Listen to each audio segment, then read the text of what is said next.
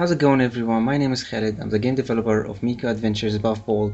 It's an upcoming 2D platformer game, and I know that I have been away for a long time. I'm very sorry about this, but I was focusing on the game, and the development is going great, but it takes a lot of time for me to work on the game, so I just don't have a lot of time to make videos or like get you updated. But I decided to just take a day off and make this video so I may show you like a behind the scenes. Alright, so let's begin. So today I'll be showing you a level in the upcoming game Miko Adventures Puffball, and how I draw stuff and like build a level and input it in Gdevelop. So basically, as you can see here, we are in Photoshop.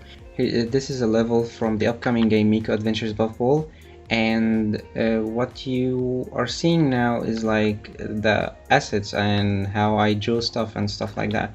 So as you can see, all the layers over here, the things that I drew together.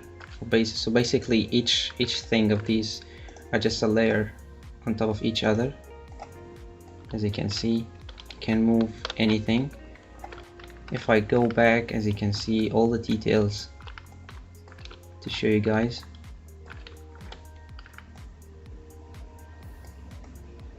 Over here, I just make sure that everything is detailed, colorful, and I really like take a lot of time. Basically each level of these will make you feel like it's a separate world that you can explore and have fun with. The game also, I made sure that the game stays with you a long time. You just won't buy it and just finish it and then throw it. No, it will be a challenge for you to finish it. It will take a lot of time. So the process of drawing these levels is very basic, you know. I just maybe take assets from some artists, or I drew themselves. I drew them myself, and then I add them into Photoshop and basically change the hue of them like this. As you can see, this is a brightness. Some objects have a hue that like this, so I can change how the colors will feel into the game. But first off, before I drew all the details in the background, I focus on these. These are the platforms that the player will jump on, and these are crucial to, you know, the level design and stuff like that. If these are not right, or like not the right length, or like how far they are and stuff like that, basically if I activate the grid, you can see now how everything is like measured in squares, and I work with 32 by 32. So yeah, as you can see, everything is like measured, and how far is the jump and how low can you go, how up, stuff like that. This makes the flow of the movement very good, you know. It really helps. Let me show you something that a lot of people were asking me. How do I input this big of a level into Gdevelop? And as you may have known, Gdevelop is comparable to other engines. It's a weak engine, and from what I saw lately, and like from working with it for over 2 to 3 years now, I 100% believe that Gdevelop is weak, but it's great. You know, it lacks this performance stuff, but it's a great engine. So people ask me, how do I input these big levels into Gdevelop? And the question is very simple. And I always say that I split the picture, the big picture. As you can see, this one is big. I split it into pieces because in Gdevelop, a picture that's bigger than, I think, like the limit is 2000 by 2000 pixels. And from what I have tested, I think bigger than 500 pixels, problems will happen, you know. So what I do is that I go to slice tool over here, and then I select all the level, and then I right click, divide slice. Now I can divide it horizontally and vertically. Basically, let's just cut it in tens like that, and then hit OK. And as you can see, each part of this level will be a picture separated how to save these. Basically, I'm gonna go to File and then Save for Web, and basically choose GBIG 80 quality very high, and then you just save it in a folder, and all the pictures will be saved on your computer. And now you will be able to use this and input it into Gdevelop, as I will be showing you right now. Okay, so right here is the inside the engine stuff behind the scenes. As you can see, the level is split into, as you can see over here, parts, you know, pictures. As you can see, if I go to part 1, each part of the level 50 pictures. Some levels have 200 pictures, some other have 400 pictures, and I decide that because how big or like how small that I need the picture. A single picture should be less than 500 by 500 pixels. I think that's the best. I split them into parts so I don't get lost in the process of doing them. And how do I do them? Well, it's very tedious. Let me show you.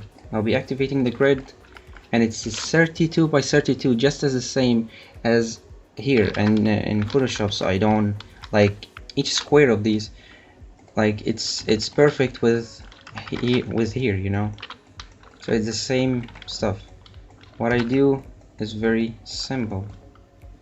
I grab this, and then I copy it, and then I copy it, and then I copy it. It's like a puzzle, you know. And then after finishing part 1, I go to part 2, I go to part 3, and so on until 4. And then what? These all looks the same. What I do is that I change the animation over here. This is the animation. I go to change, like the first one should be 0, the second one will be 1, 2, 3, and so on and so forth. 50 of them in the first part, 50 of them in the second part, third part, fourth part, until they all done. And what you will find at the end is that, let me show you, there will be like this space between, because it's not like perfect in the slices here. I could cut it to be perfect, but it's really hard. As you can see, if we took a closer look, here's the grid, which should be like 32 by 32, but here's the slice, which there is like a gap here, and if I wanted to make it perfect, I'll have to like choose pixel by pixel, and it's just annoying. Alright, so what I do here is very simple. What I do is just I select these and just move this over here,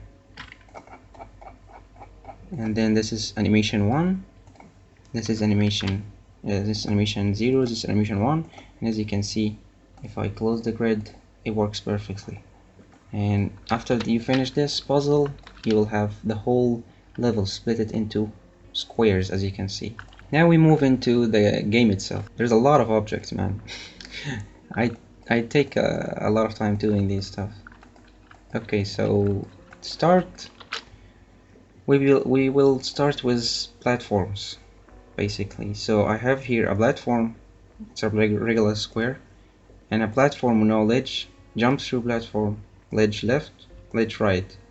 Basically, ledge left and ledge right, they are created instantly at the beginning of every scene, right here at the edge, and these will make Miko grab the ledge automatically, so he won't fall down, because there is a bug or something missing from Gdevelop, is that if you activate the ledges can be grabbed thing, like you have to be pressing the button, and these squares like left and right will force Miko to grab this ledge. So I mean, it's not a big deal, but it gives the player a bit more freedom. Then we have platform no ledge. Platform no ledge is basically a platform, nothing else. Like, it doesn't have like another object on top of it or anything. It's just a platform that the player can walk on, you know. These are 45 degrees. Well, sometimes negative and positive. and I have to go through every single. Sometimes it's tedious to draw this stuff, but I like, to be honest, it's the fun stuff, you know. Now we have here the camera, and the camera, as you can see, is just this little square, green square, and you know, from the name, it's a smooth camera, which not focused on Miko, but like it's behind him, or like in front of him. Like it's not focused on Miko, so it's not like stiff, you know. It's smooth camera that moves with him.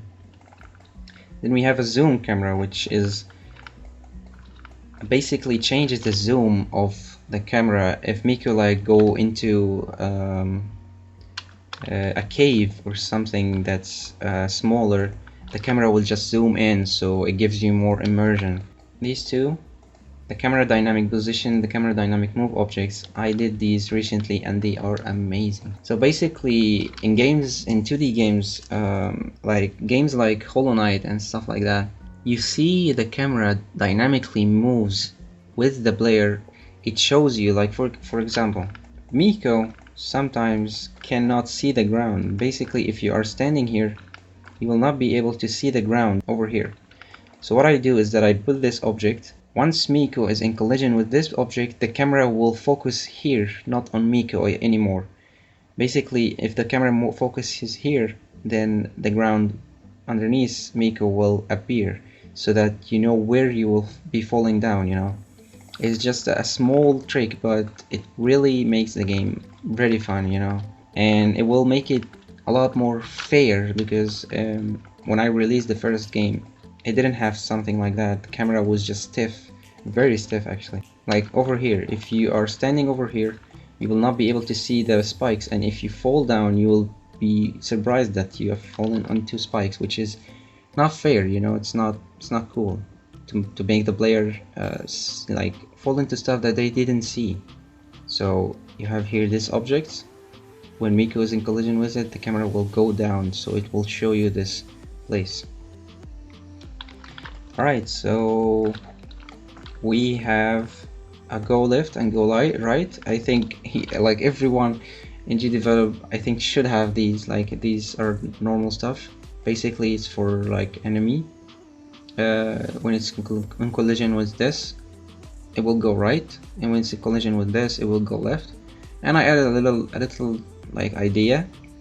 This is an object that makes the enemy jump until it reaches here, and then jump down to get here, you know.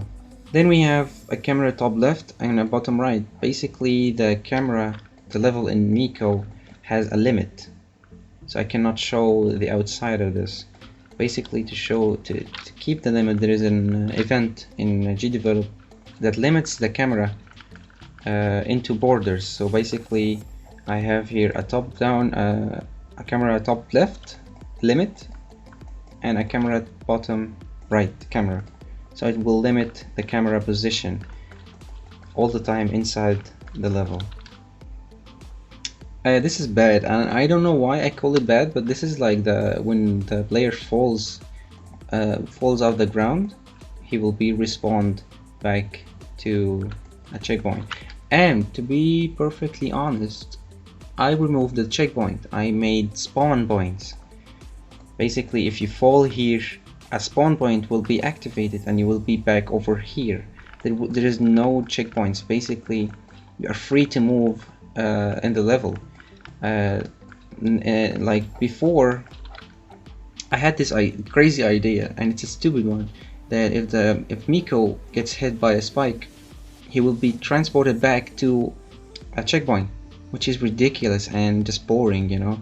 I removed that and just keep it like a normal enemy. If he gets in collision with it, he will be like get hurt and stuff like that. But what really makes you go back in position, it's a spawn point. So basically, when Miko falls down, he gets in collision with spawn point, and then he gets in collision with bed, and if the spawn point is active, then he will be back to a spawn point that is according to this one, you know. So basically, if he's in collision with this one, he will be back over here, and if he's in collision with this one, I think he will be back over here. So it's like the closest thing ever, the closest thing for Miko, so that the player will always be playing and always be engaged into the game. So you know, it's like a design choice, you know. It's very like symbols, like these symbol stuff like that, like the camera and stuff like that, is very simple, but makes the game very polished, you know. It's these little details that a lot of games that releases just don't care about, you know. Okay, we talked about bad, we talked about spawn. We have logo. Well, the object should not be called logo, but it just stayed like that, and I'm stuck with this. Basically, it's the transition. I can't talk. The transition into the game. This is like the loading screen before the game starts. Basically, if I go to objects, go to layers, we will find here a bunch of layers. No, the background color is the color of the scene, which is like you can change over here scene properties, and you can change the color of the background, which is ridiculous. If I make it red, like who works in that space? What the? Okay. Anyway, let's just get this back, like something over here. All right. We will focus over here. Now I re-innovate the whole pause menu and like game over menu and stuff like that. We have the base layer, which is the first layer, and then on top of that we have the UI, pause, game over, transition, loading. Loading, which is consists of this object, a black screen, and then Miko, and then a fireball, a mouse button, but these are in the game over and pause. If I remove every layer but loading screen, what will be with me is just this stuff. It's nothing, just a black screen and Miko and a fireball. To be honest, I will be removing this object, and I will be basically just go to scene properties and go here, make it all black, and boom, you don't need that object anymore. It's useless. Alright, after that I have transition layer, which is a transition animation into the level. It's like a fog or stuff, like it's very cool. And then if I remove the transition and go to game over, we have here the game over screen. I do that, and then we have the buttons. When you die, this screen will appear. And then if I go to pause button, it's the same concept as a game over, but when you hit escape, it will appear. And then we have the UI, which is basically what you see inside the game. The new UI is like very interactive. I made sure to make it very simple to understand, and yeah, it will be cool. Now that we have talked about this, let's get back to everything. Let's just make sure that I don't hit save because this will miss some stuff. But basically, we have a mouse pointer, a transition, like this fog stuff, and then we have secrets.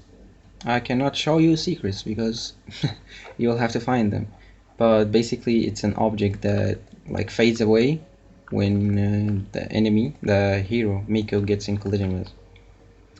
And then we have a final door, which is the door that gets like when you finish the whole level and like solve the puzzles and stuff, you will be able to go through this door. Of course, we have hero, which is Miko.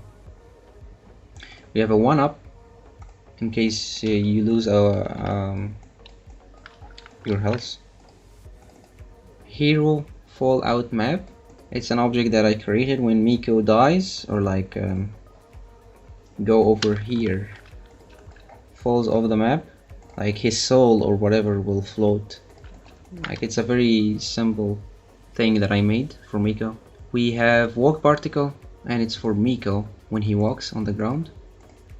As you can see, it's white, and the reason why for it's white, I can change the color inside the engine to what I want. So basically this level will be green. It changes based on the ground, the color of the walk particle. Same with jump particle. And we have the hitbox of Miko. Basically this is where Miko will spawn and how he will interact with other enemies. So basically, I don't know where I have put it. It should be somewhere here. I'm not really sure. Ah, over here. Here. This is the headbox. Basically I put it at the beginning of the level. No matter like where I put it, Miko will basically get stuck to it. It's best to do a hitbox for your character, but it's not very effective with enemies because like the enemy drawing is enough for a hitbox, you know. You don't need a hitbox on top of your enemy hitbox, so it doesn't make sense. But your character needs one because the player needs to like have some time, you know, because as you can see Miko's head is very big. If I make the headbox like to his chin and stuff like that and his ears, it will be crazy, you know. He will get hit by everything that touches you, which is not good. We have the bullet that Miko shoots, fireball. We have the fireball particles over here, and then we have keys and doors, the simple, very simple concept. And we have the diamonds, the animation of them. I got these from an artist, and like he's very amazing, you know. And then we have another version. Basically this will give you a certain score. This will give you more. This comes from enemies.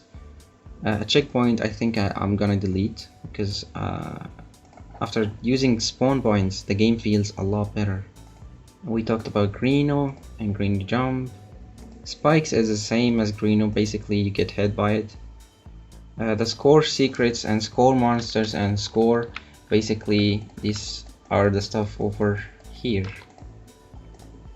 If I go over here, these are the UI stuff. These three texts over here. Here you have score monsters, and score secrets. Whenever you kill a monster, it will count over here. Whenever you find a secret, it will count. Whenever you collect a diamond, it will count over here. And over here we have the medals over here. And section done is basically just a floating blob like this. It will let you know that you have collected this, or like finished this section of collecting stuff. And then we have this life's UI, and then the background of the UI, stuff like that. Just art, you know.